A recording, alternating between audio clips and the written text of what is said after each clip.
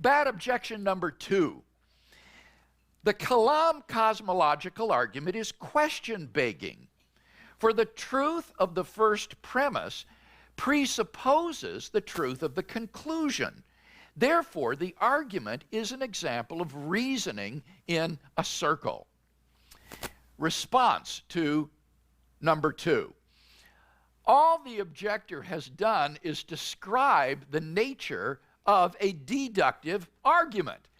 In a deductive argument, the conclusion is implicit in the premises, waiting to be derived by the logical rules of inference. A classic illustration of a deductive argument is the following. 1. All men are mortal. 2. Socrates is a man. 3. Therefore, Socrates is mortal. This argument has the same logical form as the Kalam cosmological argument. In fact, this form of the argument even has a name. It's called modus ponens. Symbolically, it looks like this. P implies Q, P, therefore, Q. This is one of the most basic and important, logically valid argument forms. Incredibly, however, I have actually seen claims by internet critics that this argument about Socrates being mortal is also question-begging.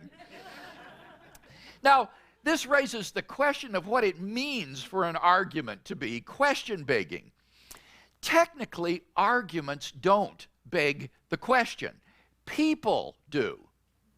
One is guilty of begging the question if one's only reason for believing in a premise is that one already believes in the conclusion. For example, suppose you were to present the following argument for the existence of God. 1. Either God exists or the moon is made of green cheese. 2. The moon is not made of green cheese.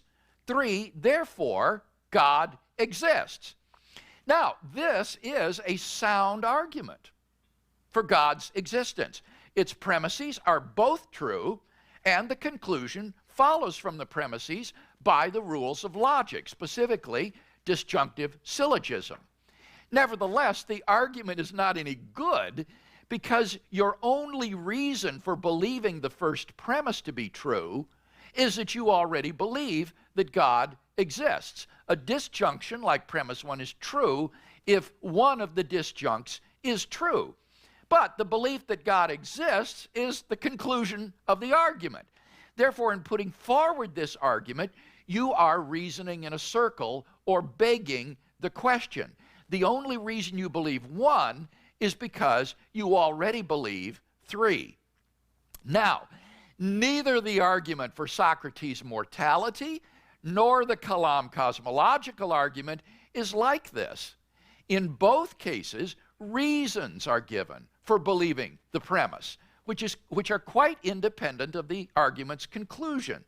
Biological and medical evidence may be marshaled on behalf of the premise that all men are mortal. And I've presented arguments, which I'll review shortly, for the truth of the premise that everything that begins to exist has a cause. Therefore, I have not begged the question. The objector has made an elementary mistake of confusing a deductive argument with a question-begging argument.